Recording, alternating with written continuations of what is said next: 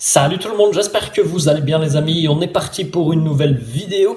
Évidemment, ce week-end, on aura un match important pour les Merengues pour continuer sur cette belle semaine. Le Real recevra Grenade, ça sera demain. Petite information sur le quotidien Marca, c'est juste à droite.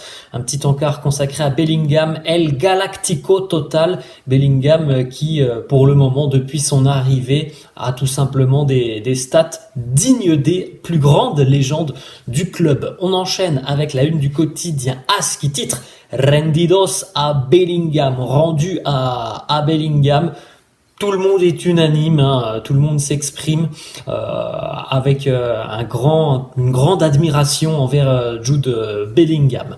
On enchaîne les amis avec deux petites statistiques sur cette victoire face au Napoli. Cette victoire donc permet à Fede Valverde d'enregistrer sa 150e victoire sous les couleurs du Real Madrid. Et puis pour Ferland Mendy, le ratio est un petit peu plus faible puisqu'évidemment Ferland a connu beaucoup de pépins physiques depuis son arrivée au Real, donc il y a eu aussi beaucoup moins de temps de jeu par exemple qu'un Fede Valverde. 100e victoire pour Ferland Mendy sous les couleurs du Real. Une petite déclaration du coach Carlo Ancelotti sur l'absence et les blessures et le match face à Grenade. Il a d'ores et déjà annoncé: on ne va pas récupérer tous les joueurs blessés pour le match face à Grenade. Selon moi, Modric devrait être de retour face au Betis. On va préparer ce match face à Grenade avec les joueurs qui étaient présents face à Naples. Donc voilà, c'est une information tout de même importante. Il ne devrait pas y avoir de retour par rapport à ceux qui ont joué face à Naples.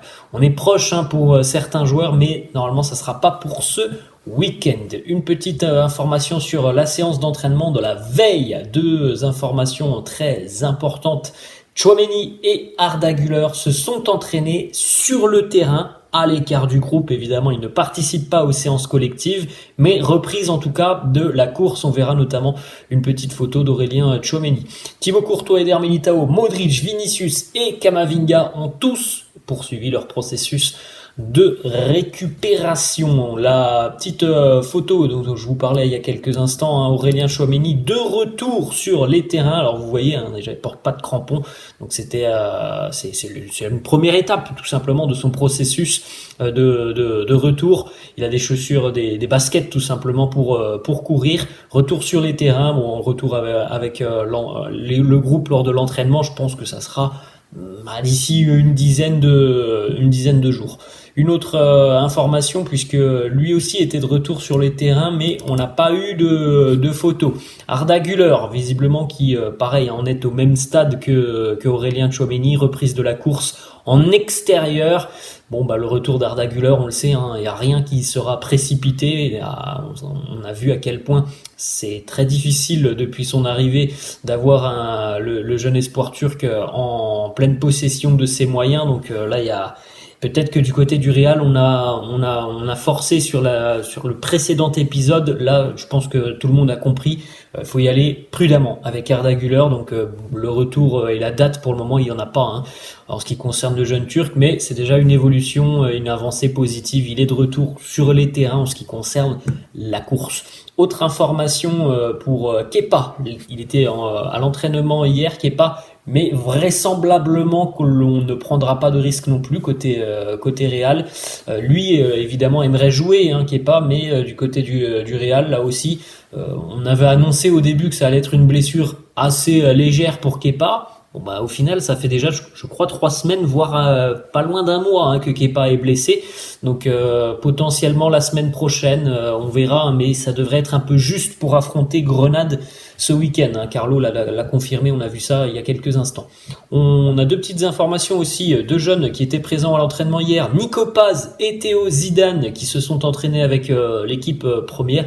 Pour rappel, Théo était dans le groupe de l'équipe qui a affronté le Napoli. Il n'a pas eu de temps de jeu, mais voilà, ça fait partie un petit peu du jeu tout simplement, d'intégrer petit à petit l'équipe première, d'être dans le groupe, et puis après si tes performances, que ça soit avec la Castilla, mais aussi ce que tu montres à l'entraînement, te donne raison. Carlo te donnera 5 minutes par-ci par-là, 10 minutes, une demi-heure.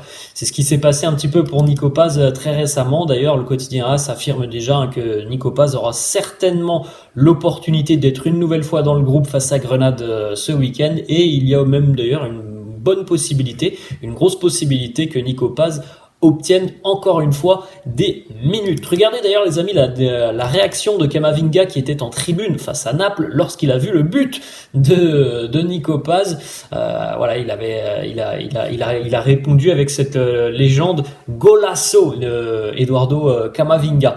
On enchaîne le quotidien Marca qui nous propose cette composition d'équipe probable pour affronter les Andalous ce week-end, potentiellement le retour du 4-3-3 selon le quotidien Marca. Donc on suivra évidemment tout ça parce qu'on a vu une association intéressante entre Rodrigo et Brahim en milieu de semaine face à Naples.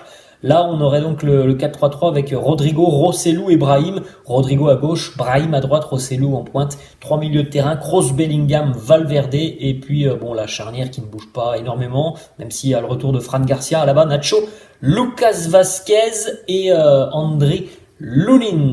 On enchaîne avec 2 informations du journaliste justement de Marca, Mario Cortegana, qui annonce que Brahim Diaz devrait subir une opération à l'épaule une fois que la saison sera terminée, ce qui lui laissera le temps de récupérer sans manquer de matchs. Et il annonce aussi que c'est vraiment probable aussi pour Jude Bellingham, qui a de bonnes chances aussi de subir une intervention chirurgicale à un moment donné pour régler son problème d'épaule. Mais pour Bellingham, c'est pas possible de le faire après la saison, puisqu'il y aura l'Euro 2024. Donc c'est une information un petit peu surprenante parce qu'on aimerait bien savoir quand est-ce que l'on pourrait faire une opération sur Jude Bellingham quand on voit l'importance du joueur. La première partie de saison va bientôt se terminer, donc en seconde partie de saison il y a des matchs avec beaucoup d'enjeux. Tu es engagé dans toutes les coupes, dans tous les championnats, dans leur championnat en coupe. Donc ça me surprend un petit peu que l'on envisage une opération de l'épaule pour Bellingham en plein cours de saison. Voilà. Après, on suivra évidemment les informations qui en découlent de cette blessure à l'épaule pour Bellingham. On continue les amis avec quelques réactions de consultants foot qui parlent de Jude Bellingham. Il y a eu une question qui a été posée. Qui est le meilleur joueur à l'heure actuelle au monde? Réponse de Jamie Carragher, Jude Bellingham. Réponse de Thierry Henry, Jude Bellingham. Réponse de Micah Richards qui confirme ce qui a été dit par Carragher et Henry. Yeah. Voilà.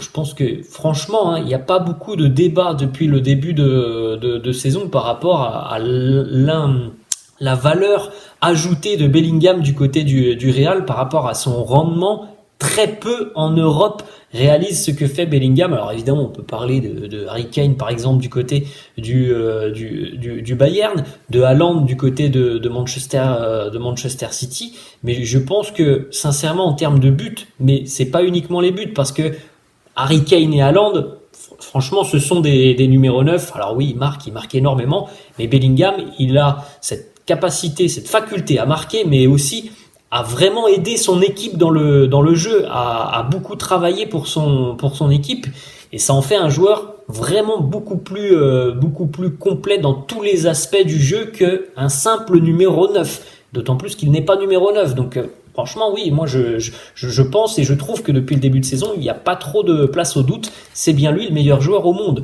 On continue les amis avec le message, en tout cas le post de Rossellou sur son compte Instagram. Il a poster des messages qui ont été laissés par ses coéquipiers. Vous l'avez vu s'excuser lors du match face au Napoli. On a vu pas mal de ses coéquipiers venir le féliciter et le soutenir sur les réseaux sociaux. Il a reposté tout ça, Rossellou.